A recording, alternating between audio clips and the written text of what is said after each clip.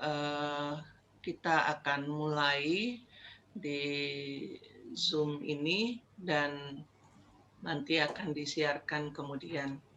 Jadi 1 jam saja kita berbincang-bincang. Saya menggunakan istilah bincang-bincang karena ini rileks dan ringan karena kita berharap bahwa bahasa kita sampai ke jemaat di pos Polkas supaya kita bisa punya pemahaman yang sama. Nah itu Bapak Ibu eh, proses kita nanti pada pagi hari ini. Nah karena kita tidak lagi langsung, baik sebelum kita mulai, mari kita berdoa bersama. Kami datang kepadamu ya Tuhan, kami menaikkan syukur atas semua hidup yang kami jalani.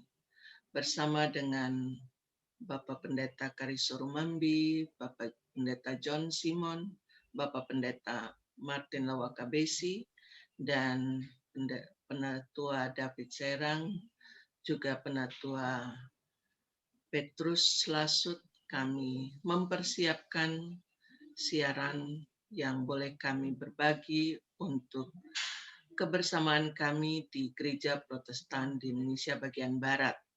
Dalam rangka kegiatan Bulan Pelkas, kami melanjutkannya sebagaimana yang sudah kami siapkan. Terpujilah Bapa di surga, kami percaya hikmat dan roh-Mu yang kudus menuntun kami. Di dalam nama Tuhan kami Yesus Kristus kami berdoa. Amin. Amin. Baik, selamat jumpa Bapak Ibu. Selamat pagi dan kita berharap Bapak Ibu yang sudah ada di kanal YouTube dari Departemen Pelkes GPIB, kita pagi hari ini melakukan bincang-bincang dengan topik yaitu Pos Polkes menuju Jemaat Kemandirian. Sebagaimana kita tahu sejak ditetapkan bahwa Polkes atau pelayanan dan kesaksian kita merupakan bagian utuh dari kesempatan membangun dan memberikan karya layan, khususnya potensi yang berada di mana saja Tuhan percayakan. Maka ketika tahun nanti Pak Martin ingatkan kita semua bagaimana penetapan untuk pos Pelkes itu, Bapak Ibu kita ikuti semua bahwa kita saat ini sudah punya 282 pos pelayanan dan kesaksian dari 326 jemaat. Nah, bukankah ini potensi besar bahwa kita berada di 26 provinsi? Dari situ kita mau bersama, melangkah bersama dalam sistem presbiterial sinodal dan kita memulai bincang-bincang kita.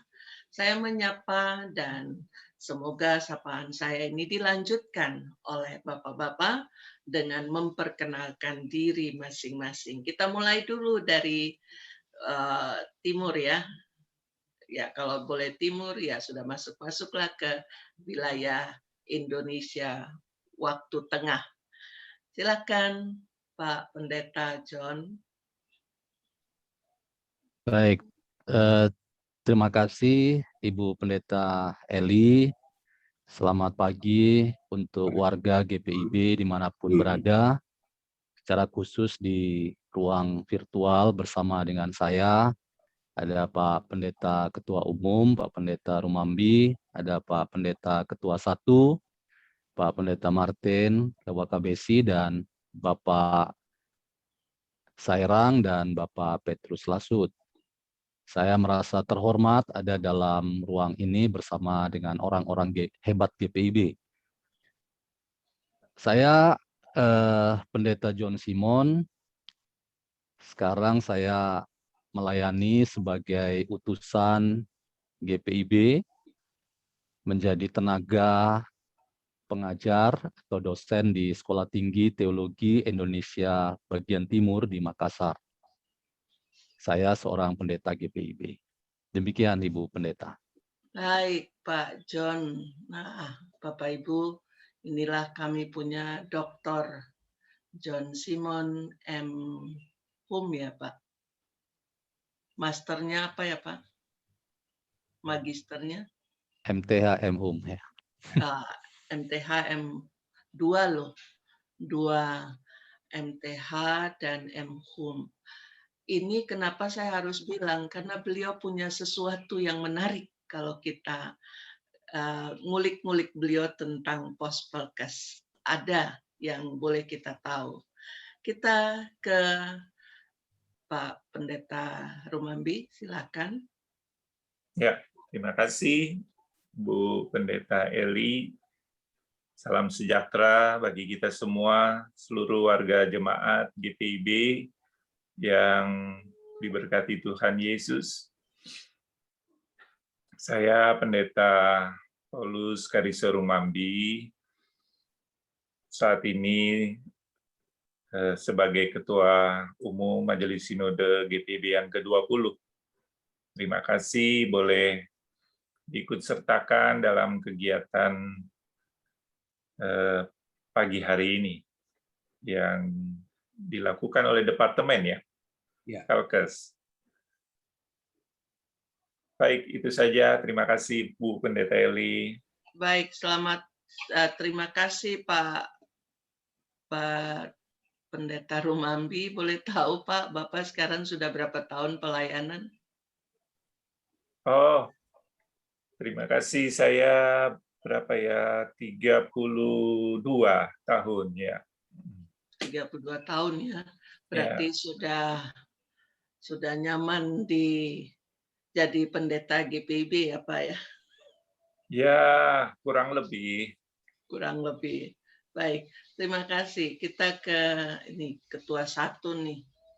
Bapak tidak sama-sama dengan kita sudah berapa kali nih. Silakan Bapak perkenalkan lagi.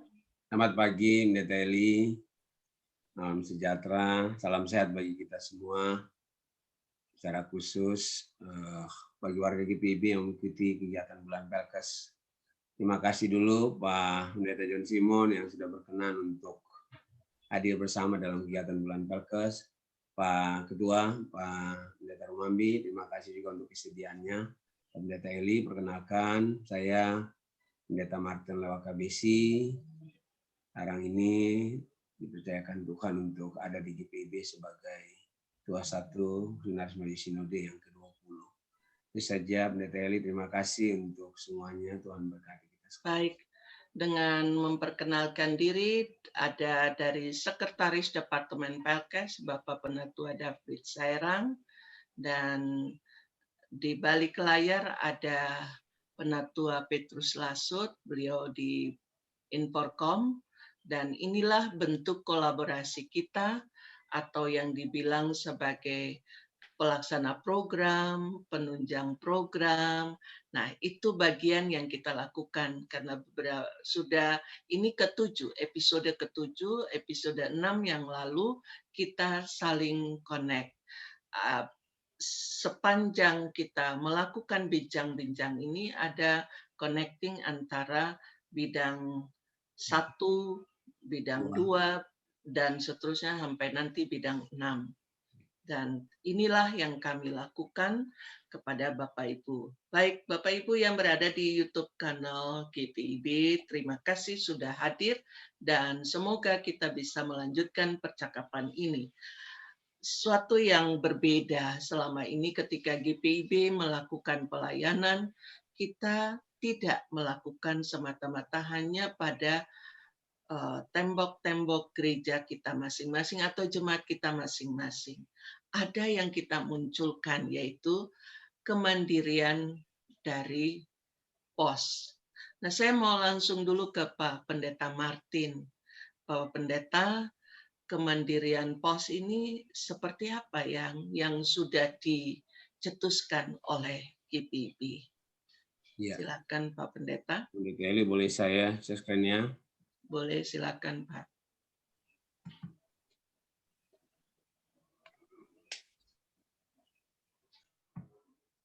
Ya, Bapak Ibu, apa itu kemandirian? Kita harus lihat dulu dari PKPPG, Bu Eli. Karena kemandirian ini bukan mandat dari Pendeta Martin saja, artinya bukan mandat dari Pendeta Eli sebagai sekretaris bidang, bukan. Tapi ini merupakan bagian dan mengacu kepada PKPPG PB, bahwa dalam PKPPG hingga tahun 2021, hasil tahun ini, harus dirasakan bahwa di dalamnya ada mandat bahwa sudah dilembagakan 75 pos pelayanan GPIB yang sudah mandiri secara teologi, daya, dana. Maka untuk itu diupayakan rumusan strategi untuk kemandirian pos pelayanan yang akan menjadi acuan bagi kita semua. Kalau dilihat kemandirian yang ada dan dilakukan oleh GPIB itu, yang pertama itu adalah kemandirian sendiri. Ya, kemandirian adalah salah satu upaya yang dilakukan bersama dan berkelanjutan. Artinya dia tidak boleh berhenti hanya pada satu waktu. Untuk apa? Untuk mengembangkan semua potensi yang dikarunia Tuhan bagi persekutuan, pelayanan, kesaksian. Dan diharapkan melalui proses ini, gereja secara PPIB menuju kedewasaan yang penuh dan tingkat pertumbuhan yang sesuai dengan kepenuhan Kristus. Itu kemandirian. Lalu ada 3 kemandirian, Bu Eli dan Bapak Ibu warga GPIB, ada 3 unsur atau 3 bidang yang dicanangkan selama ini. Boleh saya lanjutkan? Yang pertama itu adalah teologia. Oke, yang kedua adalah daya. Oke, yang ketiga adalah dana. Nah, harus dipahami bahwa ketiga unsur ini merupakan satu mata rantai yang berkaitan erat, di mana yang satu dapat menghambat jika diabaikan prosesnya, namun akan sangat mendorong bila dikaitkan dengan yang lain. Oke. Secara umum saja Bu Elia, saya nggak terperinci dulu. Kemudian bidang teologi, artinya bahwa melalui bidang teologi diharapkan gereja yang ada di pos-pos Pelkes boleh secara positif, kreatif, kritis, dan realistis dalam menjawab persoalan dan tantangan kehidupan pribadi, keluarga, gereja, masyarakat, dan negara dengan berpedoman pada pemahaman akan firman Tuhan. Itu teologi, Bu Eli. Lalu kemudian yang kedua, kemandirian bidang daya. Nah, bidang daya itu diharapkan usaha untuk melengkapi, meningkatkan kualitas serta kuantitas warga gereja dalam menjalankan tugas, kesaksian, dan pelayanan dengan terarah, tepat, dan kontekstual. Faktor pokok di bidang daya terletak pada kedewasaan iman, mental, pengetahuan, dan keterampilan. Lalu kemandirian bidang daya, kemampuan gereja dalam menggali sumber kekayaan untuk melipat gandakan pengamanan dan penggunaan secara tepat guna bagi pelaksanaan misi gereja. Jadi bukan hanya melipat gandakan, tapi juga mengamankan, artinya dijaga dengan baik, dikelola dengan baik. Lalu kemudian menggunakan secara tepat guna bagi pelaksanaan misi gereja. Itu saja Bu Eli yang awal dulu, nanti mungkin ada perkembangan yang lain, boleh nanti di-share. Ya. Jadi kita mau lihat bahwa saling menopang ya. Kita tidak bisa bekerja sendiri yang disampaikan oleh Pak Martin. Pak Pendeta John, pendeta ini berkecimpung di dunia akademisi. Bapak boleh memberikan kita pencerahan tentang kemandirian atau istilah pemandirian atau mandiri, karena tadi Pak Martin sudah buka dengan kerja kita melalui PKUPPG, pokok kebijakan umum, panggilan dan pengutusan gereja. Mari Pak John bikin kita berwawasan supaya kita tahu mandiri, pemandirian, dan kemandirian. Monggo Pak John. Baik, terima kasih Bu Pendeta. Saya menambahkan saja beberapa poin penting yang tadi Pak Pendeta Martin sudah elaborasi dengan baik. Saya sempat buka-buka dan membaca di sana-sini terkait dengan konsep kemandirian jemaat-jemaat GPIB, dan saya menemukan dasar atau titik balik yang bisa dikatakan tonggak yang bersejarah bagi GPIB yang kemudian bergerak menjadi gereja yang mandiri dan memandirikan jemaat-jemaat yang banyak sebagai anugerah Tuhan itu pada penerimaan GPIB pada konsep Pendeta Maitimu, yaitu konsep gereja misioner. Dalam persidangan sinode di Gadok tahun 64, konsep yang sangat baik sekali dari Pendeta Maitimu itu kemudian diafirmasi, diterima oleh GPIB, dan kemudian menjadi sebuah visi GPIB ke depan, tentu sangat alkitabiah, tentang bagaimana gereja-gereja GPIB dibayangkan ke depannya. Dan saya menemukan bahwa konsep kemandirian yang dimaknai oleh GPIB itu memang tidak terpisah dari gagasan besar dari gereja misioner atau jemaat misioner. Nah, saya mendapat penjelasan misalnya apa itu jemaat misioner, apa itu gereja misioner. Nah, dalam beberapa literatur yang ditulis sendiri oleh Pendeta Maitimu, baik pembangunan jemaat misioner atau membina jemaat misioner, dikatakan di sana gereja misioner itu adalah konsep gereja untuk yang lain dan bersama yang lain. Ini menarik, Ibu Bapak. Jadi Pendeta Maitimu merumuskan gagasan gereja misioner itu sebagai konsep gereja untuk yang lain dan bersama yang lain.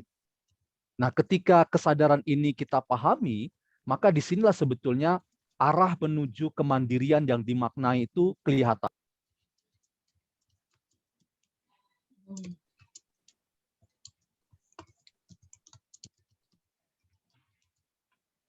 Bahwa kemandirian yang dimaknai oleh GPIB itu berarti kemandirian untuk menjadikan dirinya sebagai jemaat yang tidak hidup untuk dirinya sendiri. Ini saya kira sebuah sebuah perspektif atau sebuah cara pandang tentang gereja yang sangat alkitabiah, sangat injili, bahwa kita menjadi jemaat yang sudah diselamatkan oleh karya Tuhan Yesus Kristus, maka kita tidak boleh lagi menjadi jemaat yang hidup untuk diri sendiri, tetapi hidup untuk orang lain. Dan bersama dengan orang lain dengan seluruh keprihatinan-keprihatinan mereka. Dan ini rasanya sangat cocok dengan situasi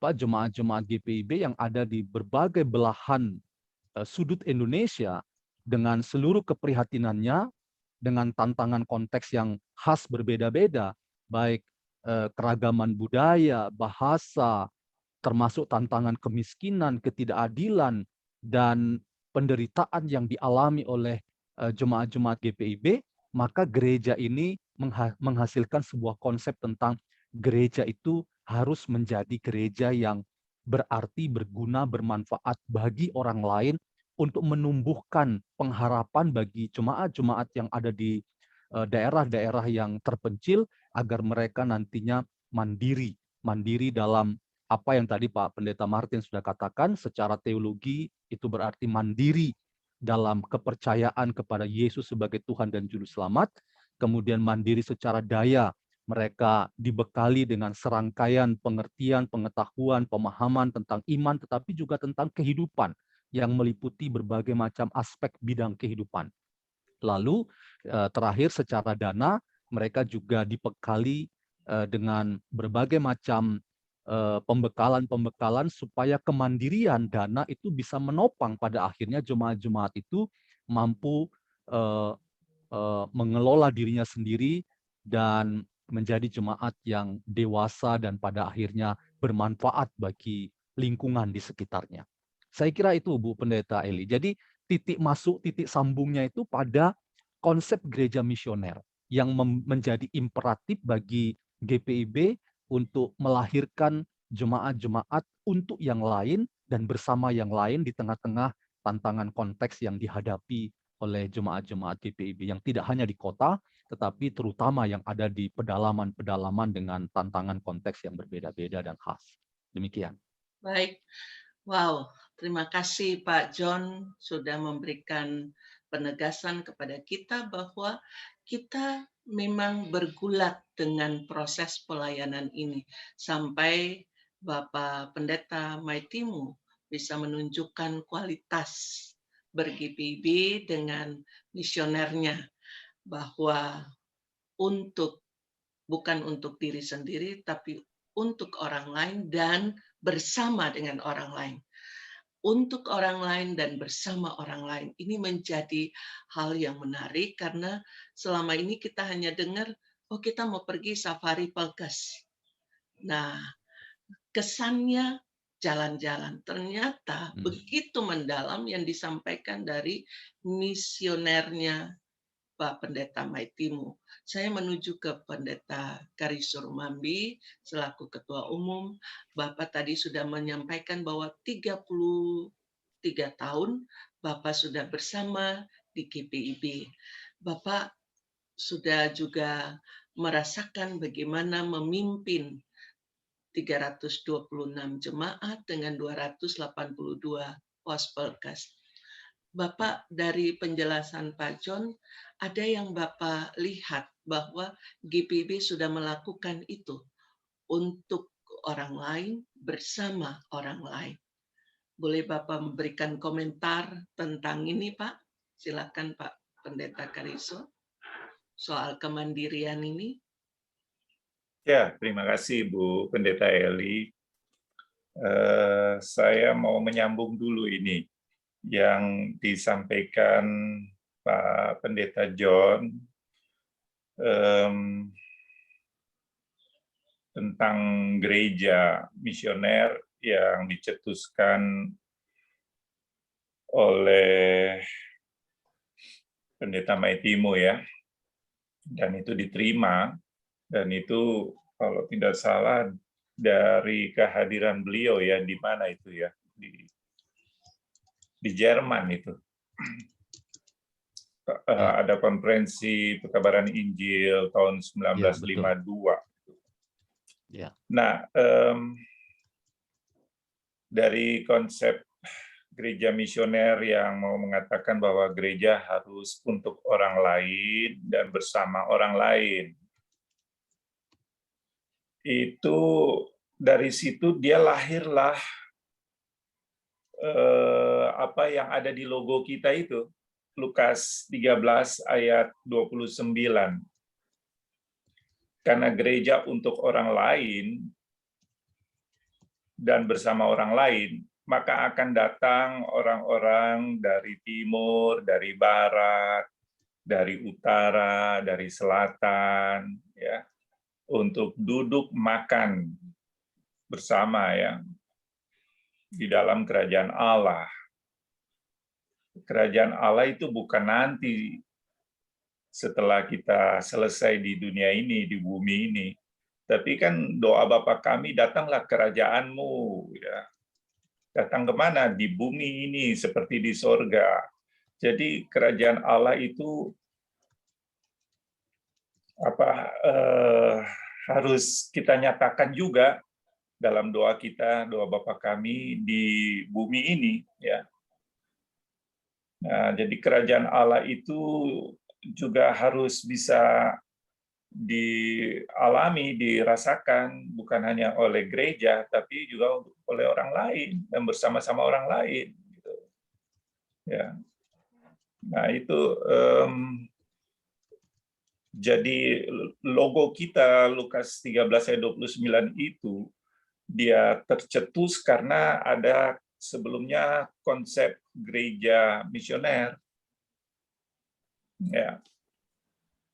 Jadi dengan bermisi kita bersama-sama orang lain, dan misi kita memang untuk orang lain juga, bisa mengalami suasana kerajaan Allah untuk kita bisa duduk bersama, ya, makan bukan hanya makan secara jasmani tapi rohani juga kan, gitu ya. Nah ini yang kiranya perlu kita pahami juga bersama. Ya, dan pengalaman saya kalau ditanya tentang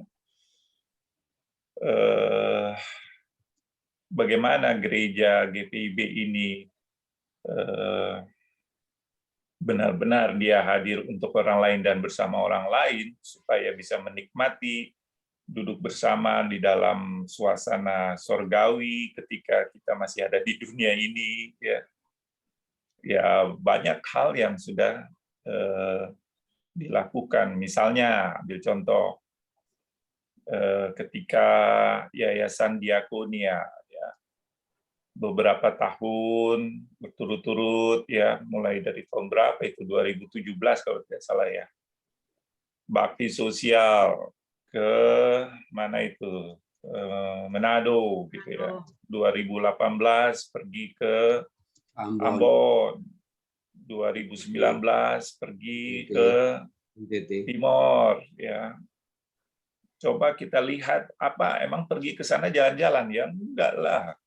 Ya, ke sana coba ada pelayanan konseling pastoral, ada pelayanan kesehatan, sampai dokter gigi juga ada. Ya, ada juga pemberdayaan ibu-ibu PKK untuk peningkatan kesejahteraan ekonomi. Nah, itu dalam rangka apa? Duduk bersama, menikmati suasana kerajaan Allah di dunia ini, gitu, sesuai dengan doa Bapa kami kan. Dan itu memang GPIB punya punya arah dan tujuan sebagai gereja misioner. Seperti itulah saya. Tapi kalau di pos-pos Pelkes kan banyak yang juga dilakukan ya. Karena apa? Pendeta-pendeta GPIB sebelum masuk ke pos-pos Pelkes kan mereka dilatih dulu oleh di bawah koordinasi UP2M, bekerja sama dengan IPB, bagaimana nanti memberdayakan masyarakat, ya. Jadi memang kehadiran Pospelkes untuk orang lain dan bersama orang lain, memberdayakan masyarakat dalam segala bidang. Pendeta-pendeta muda itu benar-benar dilatih, di training bagaimana mengadakan proyek-proyek, kegiatan-kegiatan pemberdayaan masyarakat dalam rangka peningkatan ekonomi dan segala hal lah, seperti itu. Nah, itulah yang GPIB sudah lakukan juga selama ini. Gitu, ya. Bu Pendeta. Baik, terima kasih Pak Pendeta Kariso. Karena tadi Bapak sudah singgung pendeta-pendeta muda diutus di pos Pelkes. Kita mau menuju ke Pak John Simon. Pak John boleh sharing Bapak di pos Pelkes mana, berapa lama, dan kalau boleh ada sesuatu yang bisa menjadi trigger untuk orang tidak melihat bahwa pos Pelkes itu pelayanan dan kesepian. Karena dianggap itu kok kayak dibuang Pak Pendeta. Aneh bagi saya. Itu saya dapat istilahnya dari Pak Pendeta Martin, Pak Kariso. Sehingga kita bisa tahu pos Pelkes itu merupakan potensi yang besar bagi pelayanan dan juga ekonomi. Saya ingat Pak Kariso bilang, kita itu mesti lihat bahwa petani-petani itu berdasi kan, itu loh. Itu baru dari petani, belum peternakan, belum lagi yang lain. Silakan Pak John. Pak John boleh share untuk kita. Terima kasih Bu Pendeta. Kalau saya boleh ingat kembali pengalaman 17 tahun yang lalu, jadi saya ditabiskan sebagai pendeta itu April tahun 2004, dan itu berarti sekarang sudah kurang lebih 17 tahun sebagai pendeta GPIB. Ya, tidak terasa sekali, sepertinya baru kemarin di pos Pelkes dan sekarang sudah seperti ini. Ya, itu anugerah Tuhan semuanya. Nah, kemudian saya sebagai pendeta jemaat 4 tahun kurang lebih di GPIB Bethesda Marau, Kabupaten Ketapang, Kalbar 2004-2008. Kemudian sebagai Ketua Majelis Jemaat di GPIB Menara Iman Sekayam, Kabupaten Sanggau juga di Kalimantan Barat 2008 sampai 2011. Ya, memang di satu sisi kalau kita lihat dari perspektif manusia ya, itu persis sekali bahwa Pelkes itu pelayanan dan kesepian. Tapi bisa juga diartikan S-nya itu pelayanan bukan kesepian, tetapi pelayanan dan kesetiaan, saya kira juga. Amin. Sehingga Dapat baru, Weli. ya, pelayanan dan kesetiaan. Jadi modalnya harus dua itu. Nah, saya merasa bahwa pelayanan dan kesetiaan ini penting untuk dihayati oleh semua para pendeta GPIB, bahwa para pendeta GPIB tidak pernah menjadi pendeta yang instan atau cepat seperti itu, tetapi menjadi pendeta yang betul-betul Remote Pak John. Pak John termute.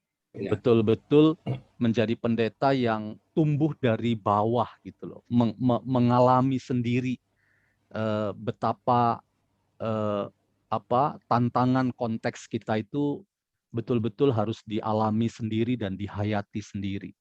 Jadi kita bukan menciptakan pendeta yang langsung jadi dan langsung di kota gitu ya, tetapi saya senang dengan pola yang seperti ini, bahwa kita menjadi pendeta itu menjadi pendeta yang tumbuh dari bawah, mengalami problematika GPIB, dan salah satunya tidak bisa tidak dengan penempatan kita sebagai pendeta dari pos Pelkes, dari tempat-tempat yang ada di pedalaman, supaya makna tentang panggilan itu betul-betul panggilan yang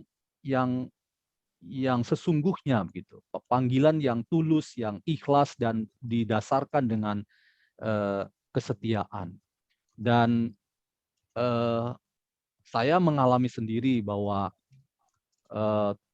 kurang lebih 7 tahun baik sebagai pendeta jemaat maupun pendeta ketua majelis jemaat, ya ada banyak hal yang kita bisa lakukan di sana.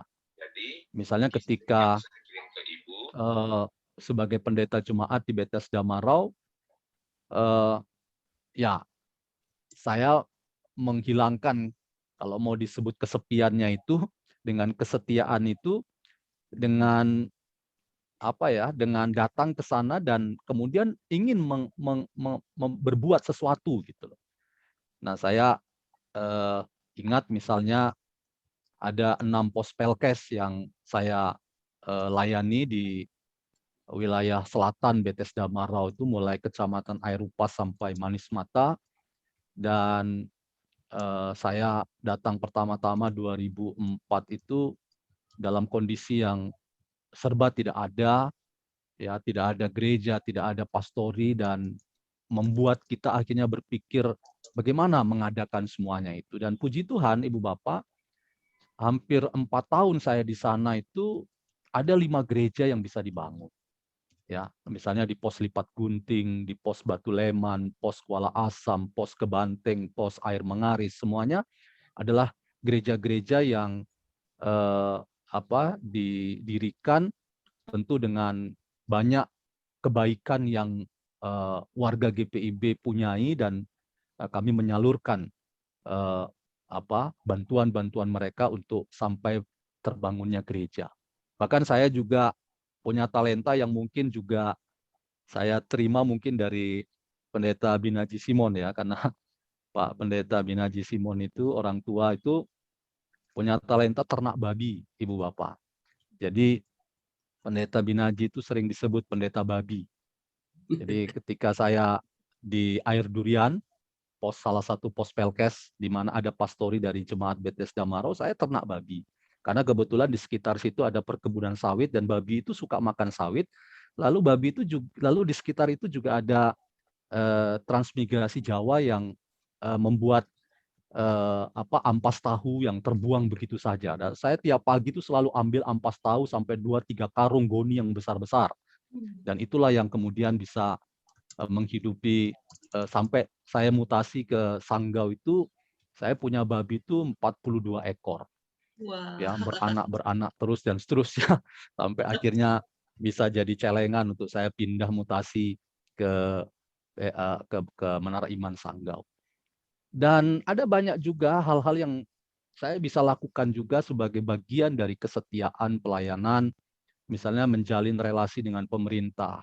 Kami mendapat bantuan bibit karet yang lumayan besar dan itu kemudian dibagi-bagi ke warga jemaat dan selain juga kebun-kebun gereja yang gereja miliki dan itu kemudian hari ini bisa memperlihatkan hasilnya.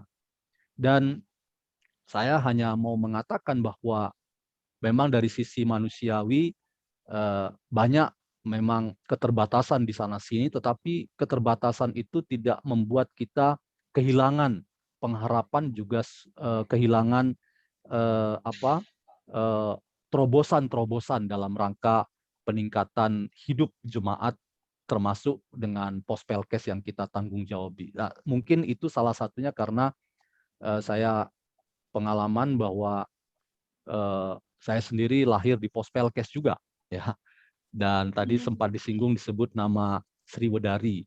Ketika konsultasi Pelkes pertama, usia saya waktu itu 4 tahun. Itu bulan Oktober 1981.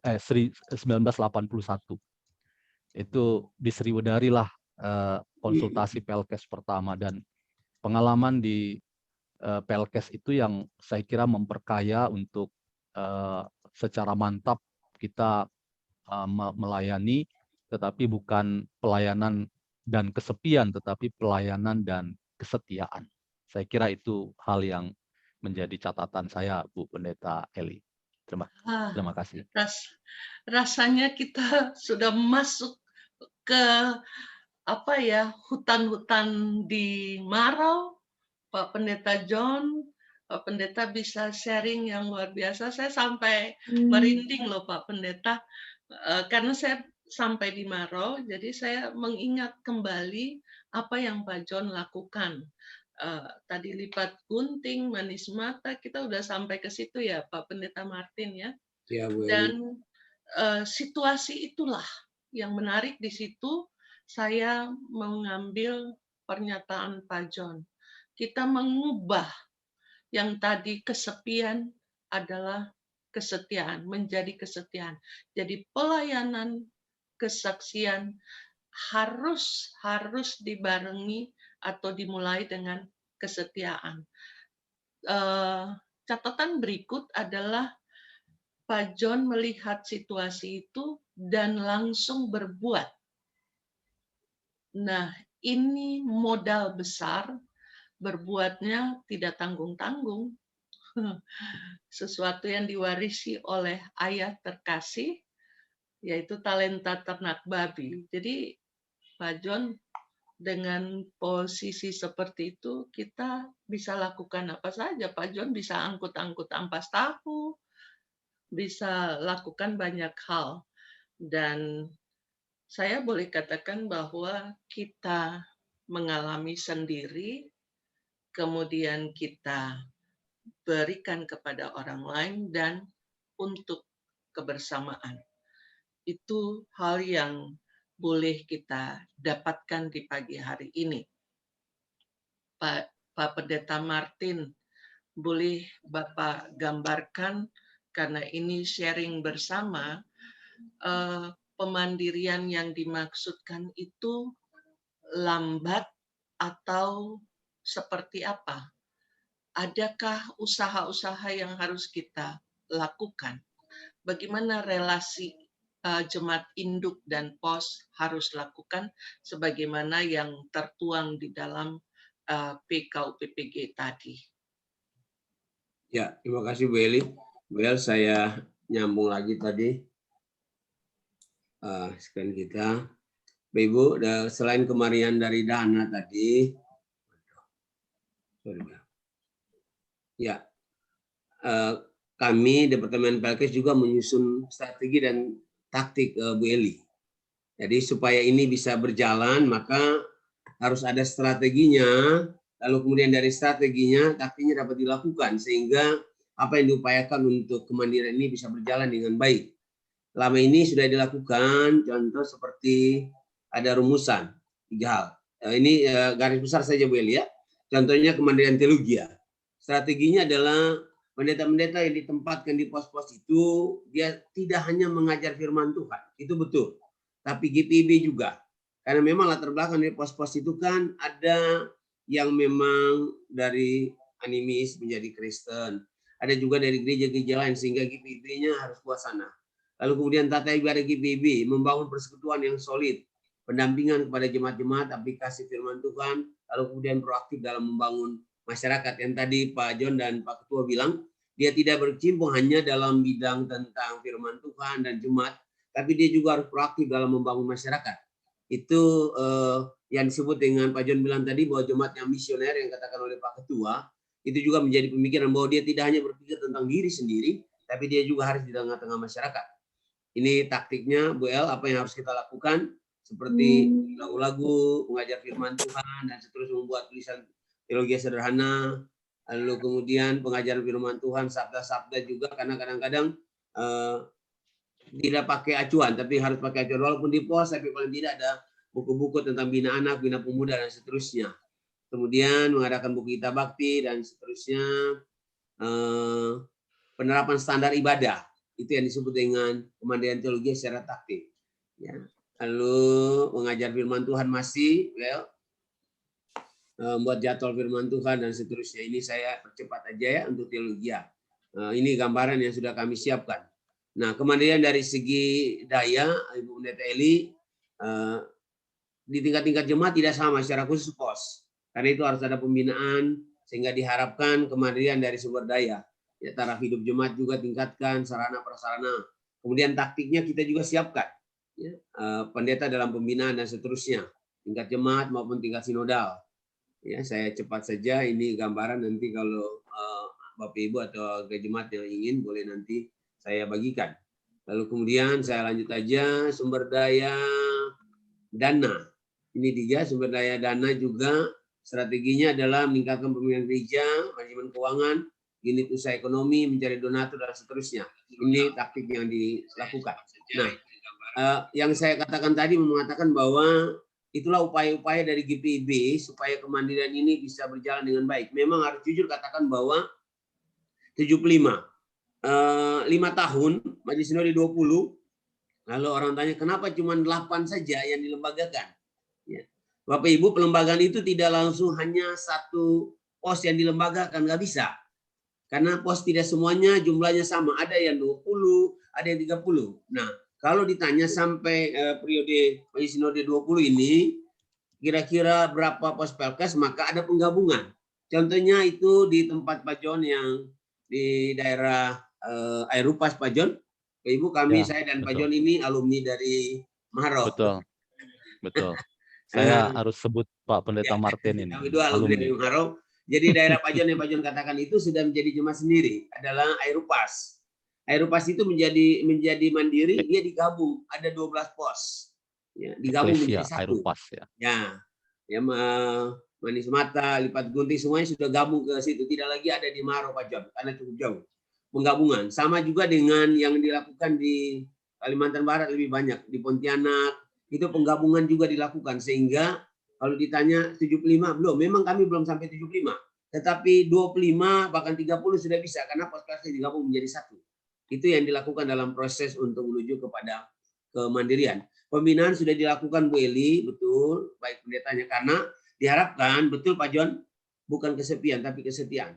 Kesetiaannya bukan hanya kesetiaan untuk namanya firman Tuhan, tapi kesetiaan juga pendeta pos diharapkan pada waktu pembinaan yang didapat di Bogor yang dikatakan oleh Pak Ketua tadi, mereka terapkan. Kadang-kadang ya sudahlah, apa yang didapat biar diri sendiri, ya yang penting melayani. Betul, tapi jangan lupa bagaimana pendapatan jemaat bisa meningkat kalau kemudian mereka sendiri tidak punya penghasilan. Itulah kehadiran pendeta di sana sehingga kemandirian bisa lakukan dengan baik. Itu Bu Eli, menurut saya kita sudah siapkan semua Bel. Dia punya format dan pembinaan bagi pendeta pos-pos yang mau dilembagakan. Ini ke depan Bu Eli, Sinode 2021, maka saya sudah siapkan sekitar 21 pos yang akan berlembaga.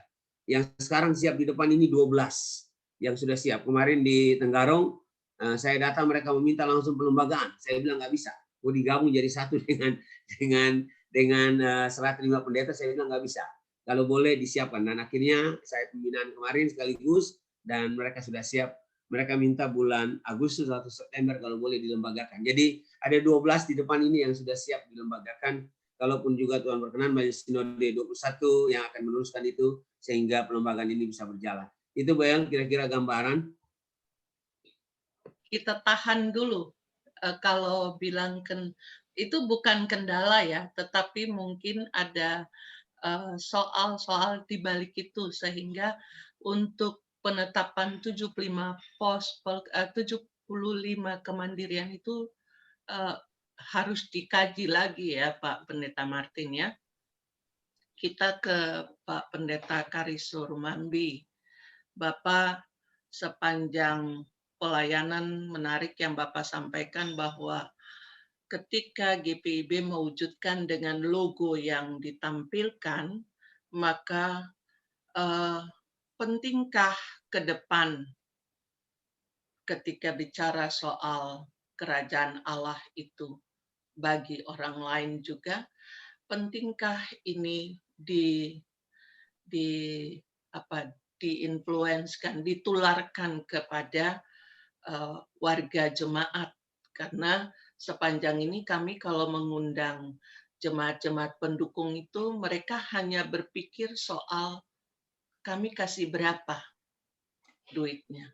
Nah, mungkin Bapak memberikan pencerahan kepada kita karena mengundang untuk menghadirkan kerajaan Allah itu bukan nanti tapi sekarang ini. Apalagi di pandemi ini kan Pak Pendeta Kariso, kita lihat bahwa kita harus berbuat. Bolehkah Bapak berbagi tips untuk kita dalam proses kemandirian ini? Silakan Pak. Ya, ya terima kasih Bu Eli.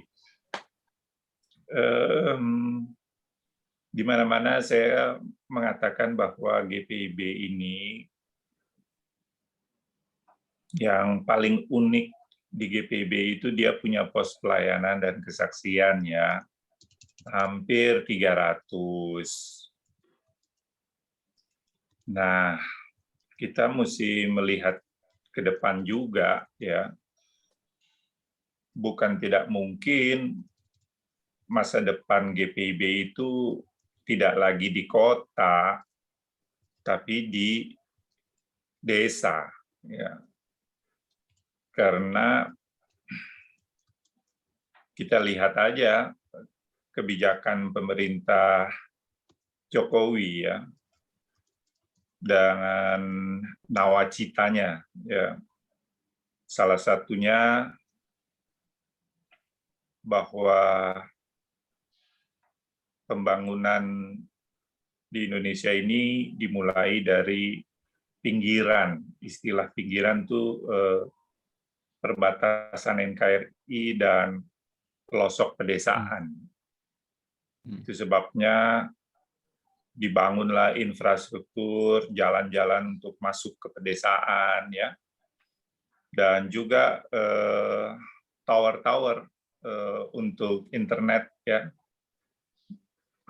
dibangun supaya apa? Supaya akses ya untuk pemasaran dari hasil bumi di pedesaan itu bisa cepat ya dipasarkan. Nah, kita juga bisa melihat pemindahan ibu kota negara.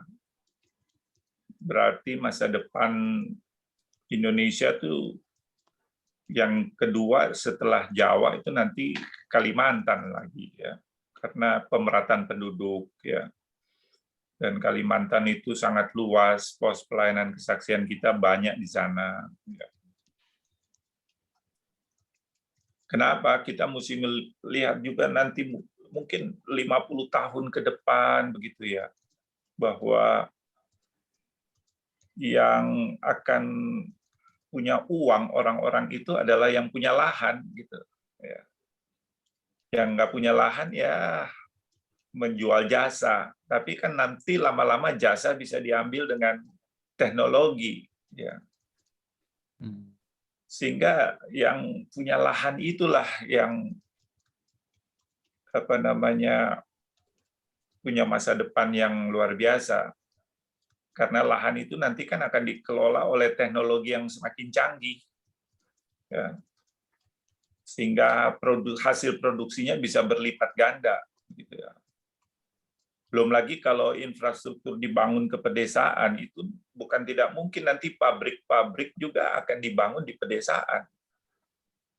Sehingga diproduksi langsung hasil bumi pedesaan di situ, dan langsung diekspor.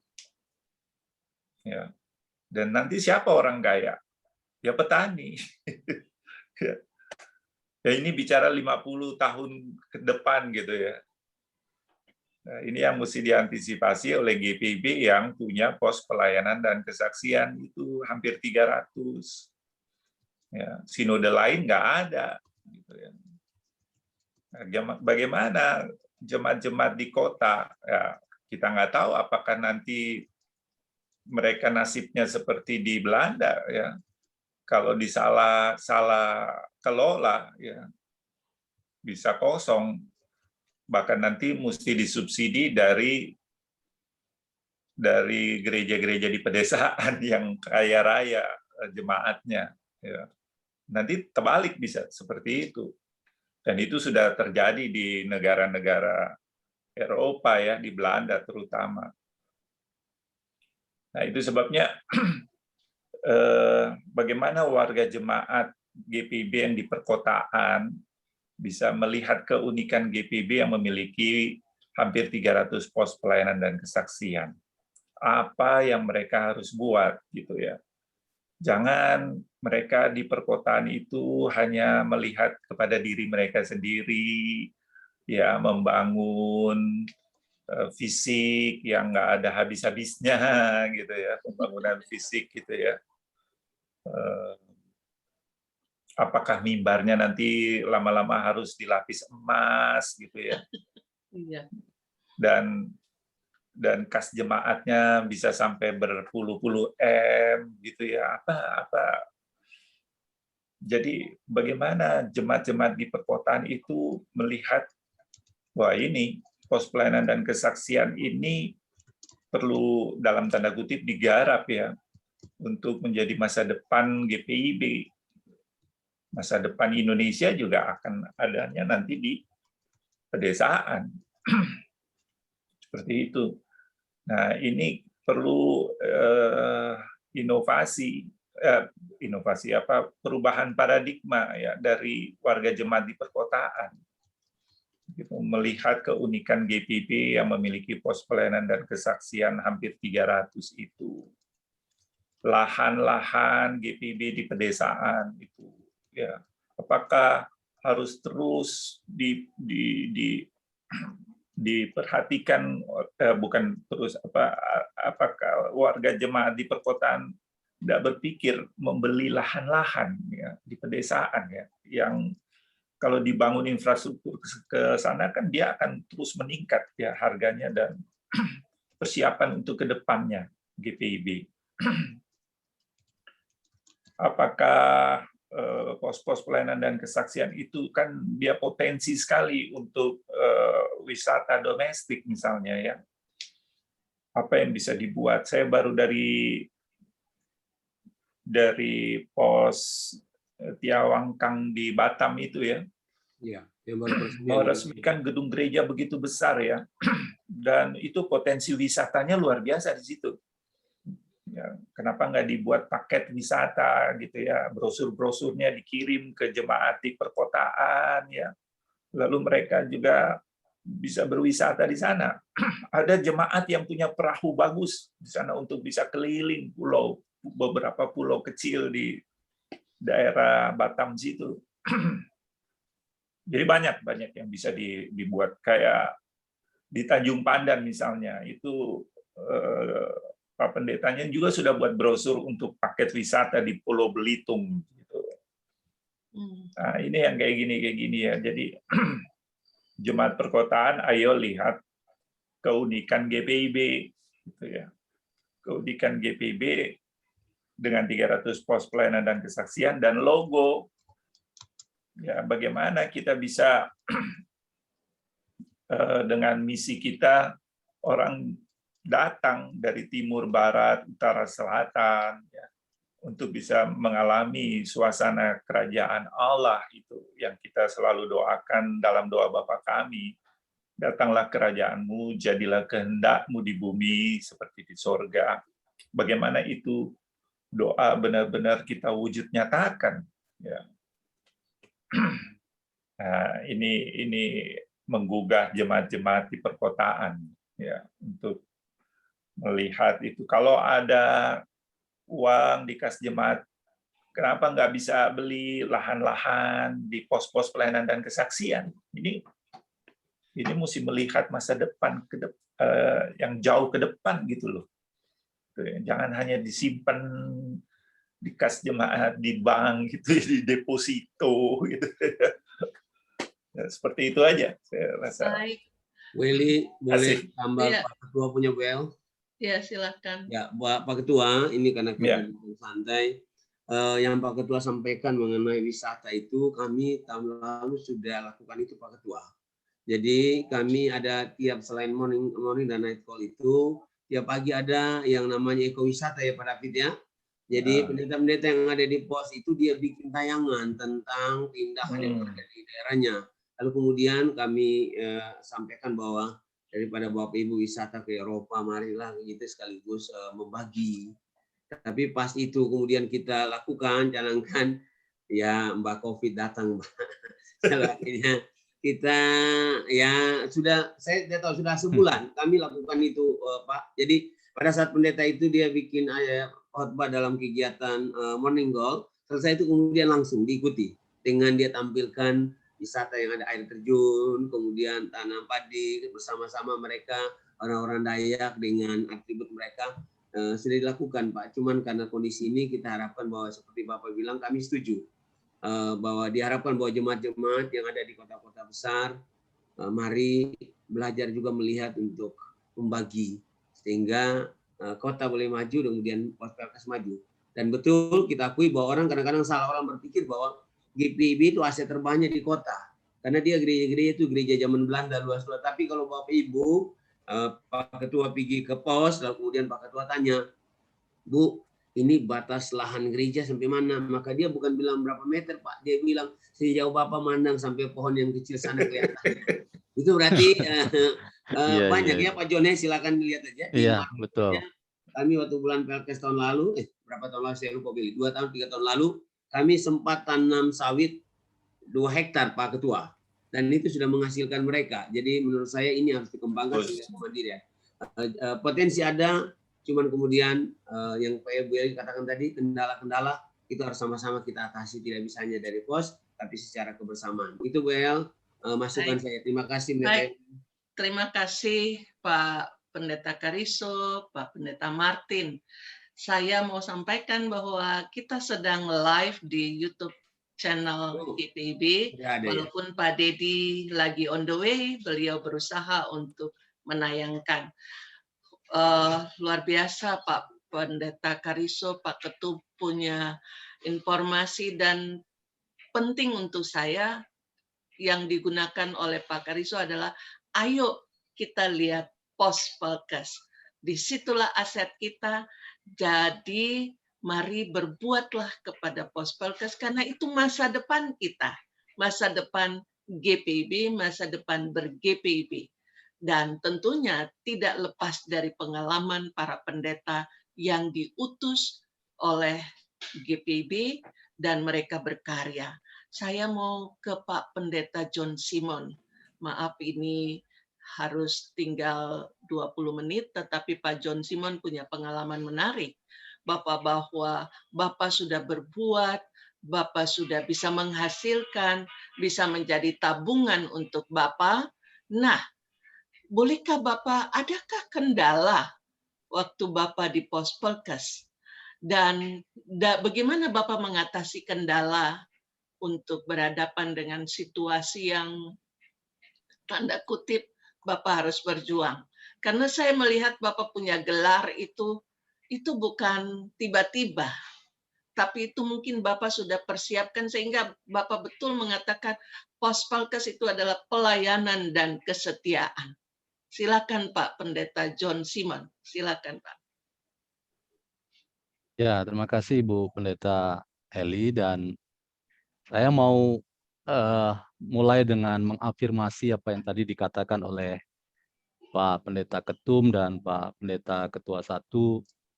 Jadi apa yang beliau-beliau sampaikan tadi saya kira itu benar ya, bahwa orientasi arah dari pengembangan Pospelkes kita itu memang harus kita ubah ya, dari konsep jemaat-jemaat kota, walaupun kita tidak meninggalkan begitu saja sejarah bahwa GPIB mulai pertama dari jemaat-jemaat kota, tetapi memang kita harus mengubah paradigma. Tadi Pak Ketum tadi sampaikan, untuk melihat bahwa masa depan GPIB itu justru ada di Pospelkes. Dan kalau saya boleh ingat bahwa dalam beberapa publikasi yang misalnya dalam bahan-bahan PA dalam persidangan sinode di Balikpapan 2015 yang lalu, percakapan tentang masa depan GPIB ada di Sumatera, Kalimantan itu memang sudah menjadi bagian dari percakapan kita. Dan tidak bisa tidak kalau masa depan GPIB ada di Pospelkes, maka pembenahan Pospelkes itu menjadi tugas yang tidak bisa tidak. Apalagi kalau secara akademis, misalnya kalau kita baca buku Yesus dan Wong Cilik dari Pendeta Widiatmaja itu juga menarik bahwa dikatakan core bisnis gereja itu adalah Pelkes, ya, pelayanan dan kesaksian. Karena inti dari isi hati Allah atau isi hati Yesus Kristus yang tadi Pak Ketum sampaikan, menghadirkan tanda-tanda kerajaan Allah itu memang Pelkes itu sendiri, pelayanan dan kesaksian. Sehingga memang harus ada semacam, kalau saya boleh menyebut ya, izin menyebut, pertobatan eklesiologi untuk kita melihat bahwa gereja ini punya pengharapan di masa depan dan memastikan bahwa tanda-tanda kerajaan Allah itu akan menjadi bagian yang dihidupi oleh gereja ini ketika salah satunya ya, tentu ini salah satunya, kita mengubah arah eklesiologi kita dari jemaat-jemaat perkotaan menjadi jemaat-jemaat yang melihat pedesaan itu sebagai masa depan dari GPIB. Nah, berangkat dari situ saya ingin memberikan catatan apa yang tadi ditanyakan oleh Ibu Pendeta Eli. Bagaimana suasana di Pospelkes ketika saya hadir pertama? Ya, seperti yang saya tadi sudah katakan, datang ke sana memang dari perspektif manusia kita bisa menyebut ini seperti dibuang, ini seperti ditinggal, apalagi dengan sarana prasarana yang sangat terbatas. Kemudian kita juga tidak bisa bayangkan bahwa penggajian misalnya pada waktu itu tidak seperti yang sekarang, sudah baik dan seterusnya. Tetapi memang tidak bisa tidak, kita tidak bisa hanya sekadar menerima kenyataan itu. Kita harus terus bergerak, dan saya ingin mengatakan tadi bahwa modal kesetiaan itu penting. Dan itulah yang sebetulnya menjadi kekuatan bagi kami, tentu para pendeta-pendeta di Pospelkes. Saya tidak mau mengatakan cuma saya, semua para pendeta Pospelkes, bahkan mantan-mantan Pospelkes yang sudah keluar dari sana, yang sudah pernah merasakan tantangan secara langsung bagaimana ber-GPIB, modal kesetiaan itu sangat penting. Dan saya pertama ketika datang ke Marau dengan wilayah yang sangat luas, pada waktu itu 24 Pospelkes, satu saja yang menjadi sumber kekuatan, salah satunya. Jadi banyak warga jemaat itu yang cerita tentang Pendeta Sulaiman Ayub Kelly, banyak para pendeta jemaat yang cerita tentang Pendeta Urbanus Latudasan. Banyak yang cerita juga dengan Pak Pendeta Ketua 1, Pak Pendeta Martin Lewakabesi, dengan kondisi yang sangat terbatas, tapi beliau-beliau ini hadir sampai di ujung-ujung sana, memperkenalkan tentang Tuhan Yesus, memperkenalkan tentang GPIB, dan mereka menjadi warga GPIB sampai hari ini. Dan ini, Ibu Bapak, menjadi success story, ya, cerita-cerita yang luar biasa yang memberi semangat pada kami yang muda-muda. Loh, dulu dengan keterbatasan beliau-beliau itu bisa melayani gitu loh. Bahkan saya ingat Pak Pendeta Martin ini diceritakan sudah nggak tahu lagi waktu gitu loh. Sebentar melayani begini, sebentar pindah ke sana karena Pospelkes 24 lalu dilayani seorang diri. 31 Nah, waktu lalu itu. waktu itu 31, bayangkan. Sampai di ini Pak Pendeta ya, berarti di kecamatan beberapa itu ya, yang di yang tempat yang lain yang sudah diambil alih oleh beberapa gereja yang lain. Tapi oke lah, tapi yang saya ingin kasih garis bawah bahwa kalau dulunya beliau-beliau itu mampu, mengapa kami di masa sekarang ini tentu dengan kondisi yang berbeda itu tidak bisa. Dan itulah yang kemudian menjadi penyemangat bagi kami dengan belajar dari para senior-senior yang memberikan kisah-kisah yang menarik untuk kami teladani, dan pada akhirnya kami pun mampu melakukan pelayanan di sana. Jadi itu yang pertama. Yang kedua, saya kira kita juga harus terbuka bahwa kita tidak mungkin bekerja sendiri. Saya kira kesadaran itu penting dipunyai oleh para pendeta, khususnya yang akan masuk ke Pospelkes, yang sudah maupun yang akan masuk Pospelkes atau yang sedang. Dan dalam rangka itu kita perlu menggalang potensi-potensi lokal. Ada banyak orang yang di jemaat-jemaat lokal itu yang terbeban dengan pelayanan. Saya sebut misalnya, mungkin Pak Ketua 1 tahu orang ini. Di Airupas itu ada Pak Dias Kristadi misalnya.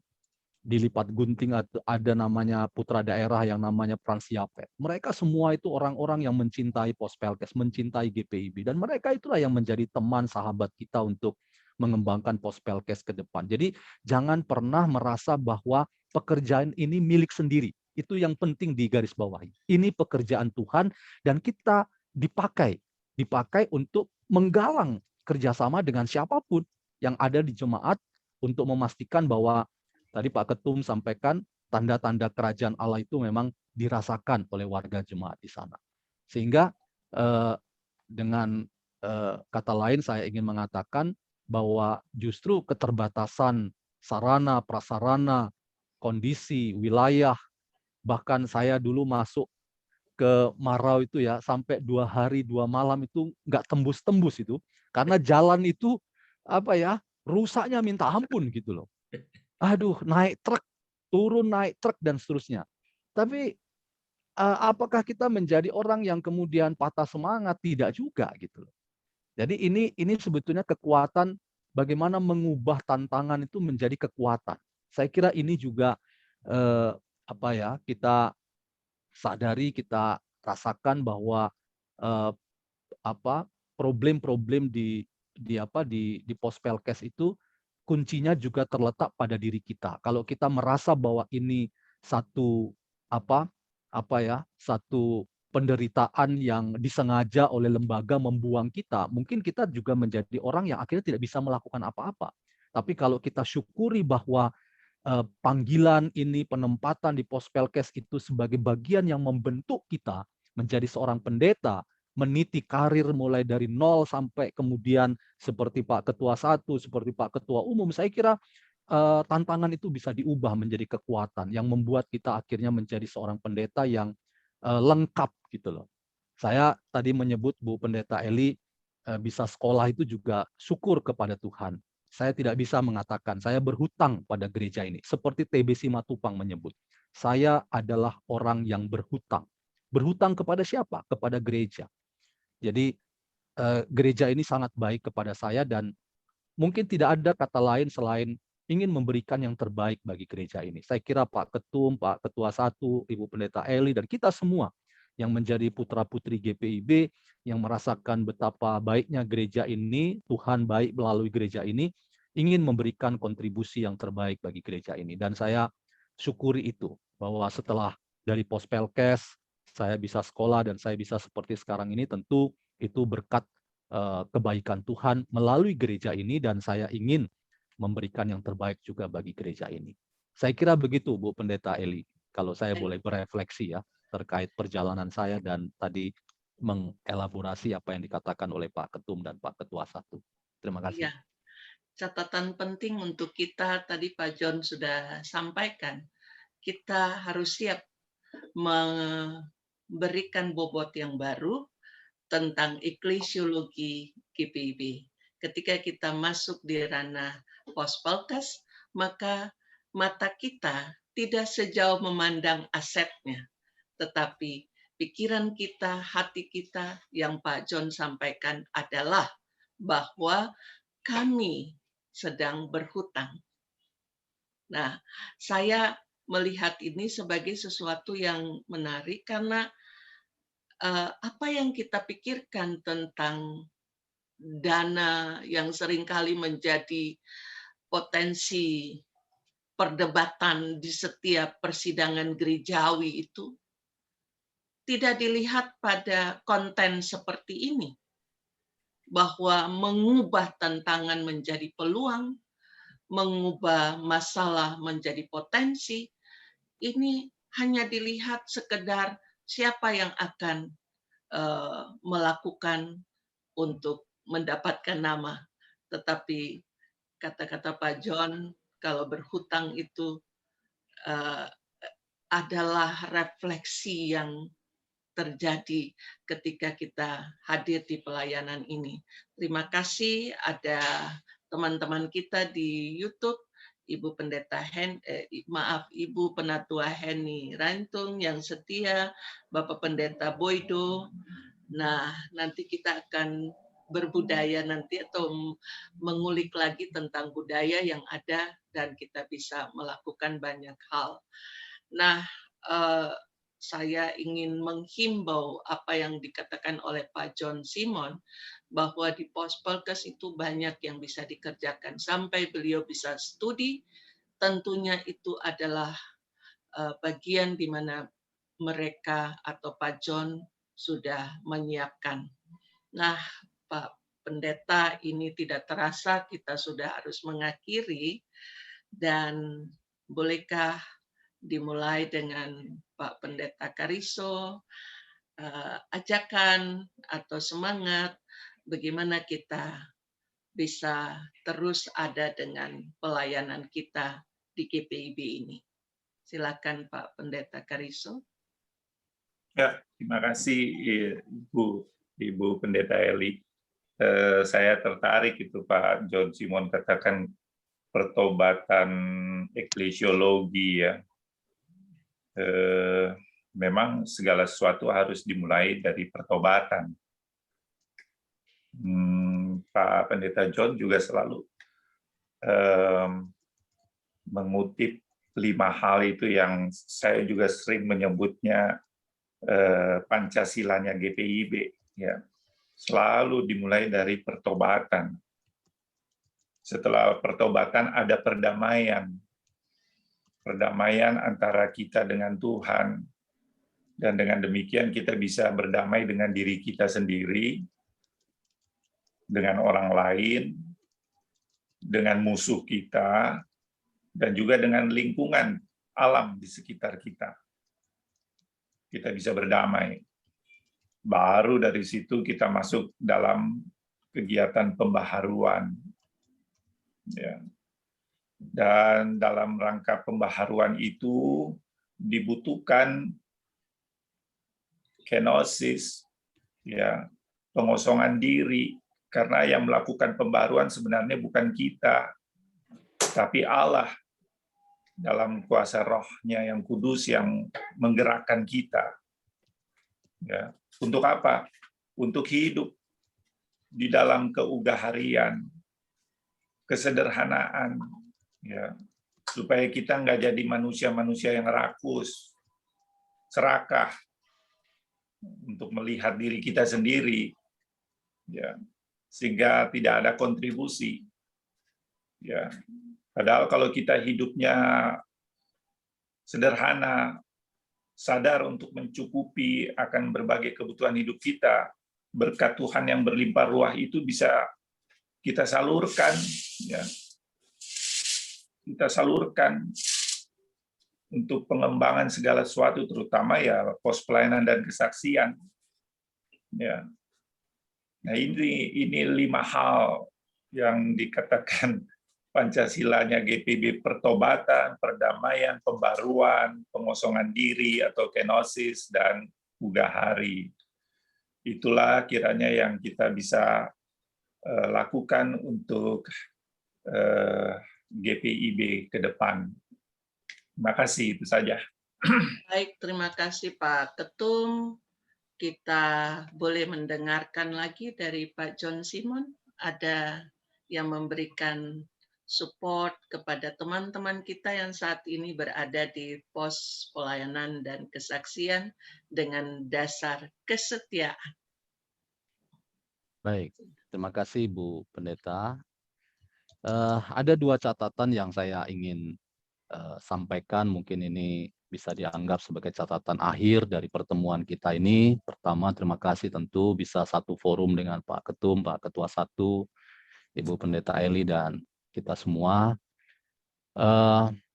Catatan yang pertama, kalau kita kembali tadi dalam percakapan kita di awal bahwa visi tentang gereja misioner atau jemaat misioner berarti jemaat untuk yang lain dan bersama yang lain, maka dari situ kita bisa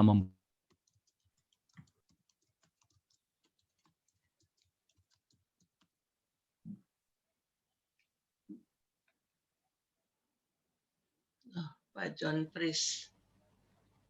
Gangguan signal sepertinya, Bu. Ya, Pak Martin dulu, nanti baru kita Ya, Pak John lagi. Pendeta Eli, menuju kepada pos Pelkes yang menjadi jemaat yang mandiri, berarti betul dibutuhkan kebersamaan. Betul, kita siapkan yang namanya kemandirian teologi, kemandirian daya dan dana, ya, dan semua pendeta disiapkan, tetapi juga dibutuhkan topangan dari jemaat-jemaat yang ada di kota-kota. Sebabnya kalau kemudian kami lakukan program kerja bagi 3 jemaat pendamping, ya, jemaat-jemaat nanti ya. Jemaat-jemaat pendamping, baik. Itu diharapkan bahwa Bapak Ibu bisa meresponnya sehingga proses kemandirian ini bisa berjalan dengan baik. Lalu bagi teman-teman pendeta secara khusus yang ada di pos-pos Pelkes, saya mau mengatakan bahwa betul kita dipanggil untuk melayani, salah satunya supaya bisa berhasil, gitu ya. Tetapi ingat bahwa hal yang paling penting dalam pelayanan itu adalah kesetiaan. Jadi kita dipanggil semata-mata bukan untuk kita berhasil dalam pelayanan, tapi kita dipanggil juga untuk kita setia. Seperti dikatakan Pak John tadi. Kenapa? Kalau teman-teman dipanggil supaya berhasil, nanti teman-teman sombong, lalu angkuh, lalu tidak merasa bahwa itu Tuhan punya. Tapi kalau teman-teman melayani supaya setia, berhasil tidak sombong, ada tantanganmu teman-teman tidak putus asa, tetap melayani Tuhan dengan setia. Itu dari saya, Pendeta Eli. Terima kasih. Baik, terima kasih Pak Pendeta Martin. Kita kembali ke Pak John. Tadi Pak John Pris ya. Boleh Pak John, silakan. Ya, baik, saya lanjut sedikit. Ada 2 catatan. Catatan pertama, kalau kita tempatkan kembali arah kemandirian jemaat-jemaat GPIB, maka dalam perspektif gereja misioner, maka berarti kemandirian jemaat-jemaat GPIB itu ingin memastikan bahwa jemaat-jemaat yang mandiri itu menjadi jemaat-jemaat untuk yang lain, untuk the other, untuk sang lian, dan bersama dengan keprihatinan sang lian untuk belajar dan bertumbuh, berkembang untuk semakin seturut dengan gambar, yaitu Yesus Kristus. Ya. Dan dengan cara demikianlah kita bisa menghadirkan tanda-tanda kerajaan Allah, seperti tadi Pak Ketum sampaikan. Lalu yang kedua, saya memberi catatan tadi beberapa diskusi kita di awal bahwa arah Pelkes GPIB ke depan itu memang menjadi Pelkes yang holistik dan integral, ya, yang menjadi bagian dari core bisnis inti gereja. Ya, memang bisnis inti gereja itu adalah pelayanan dan kesaksian. Dan saya cuma ingin memberikan rekomendasi kecil, dan itu tadi sudah disampaikan juga oleh Pak Ketum dan Pak Ketua 1, bahwa Pelkes di konteks gereja cair atau liquid church atau gereja virtual itu seperti yang sudah kita lakukan. Ada night call, ada morning call, ada tadi penayangan tentang potensi-potensi jemaat post Pelkes yang bisa dikapitalisasi menjadi kontribusi GPIB dalam rangka menghadirkan kebaikan dan damai sejahtera di tengah-tengah masyarakat dan bangsa kita.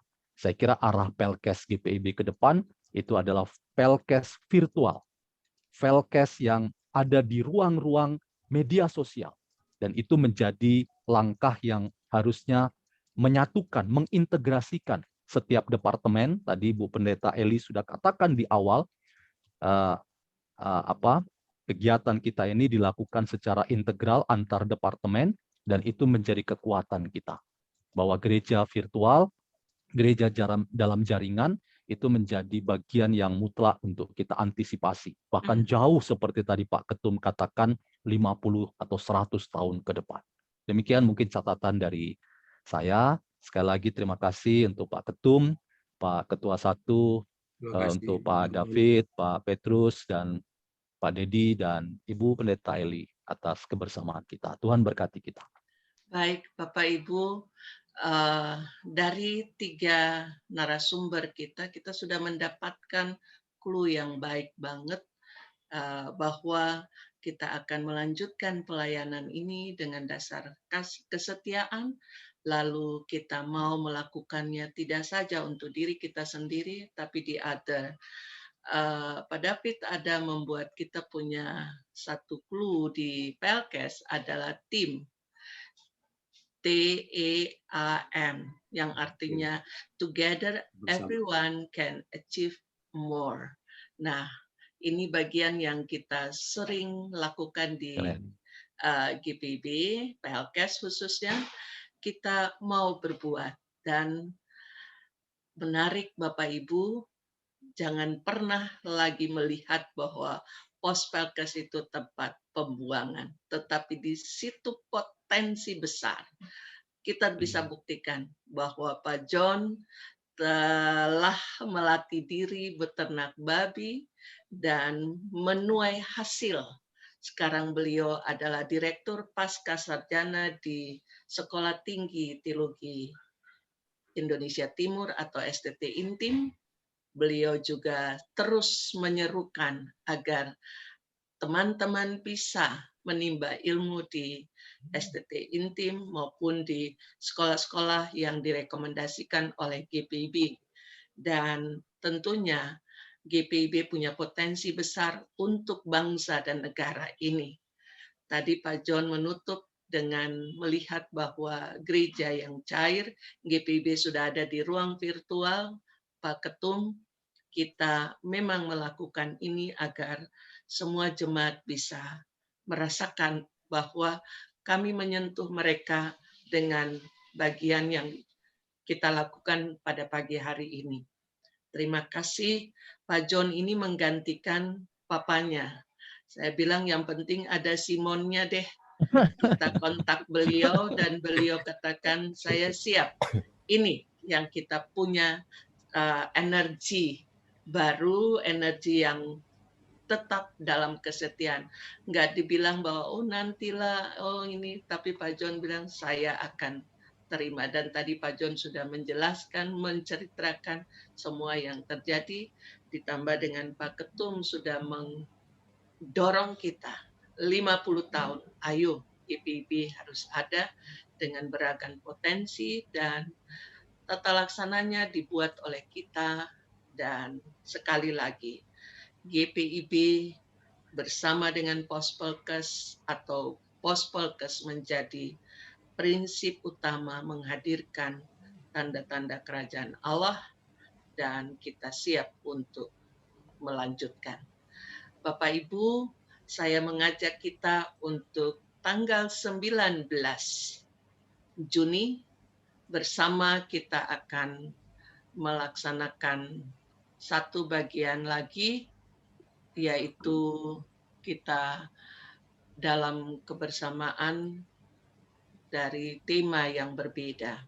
Saya ralat dulu, memang tanggal 19 ada bersama dengan Pak Andi Wijayanto, Pak John Titale, Pak Pendeta John Titale, dan Vikaris Jerry Sumampo. Kita akan membahas Undang-Undang Cipta Kerja.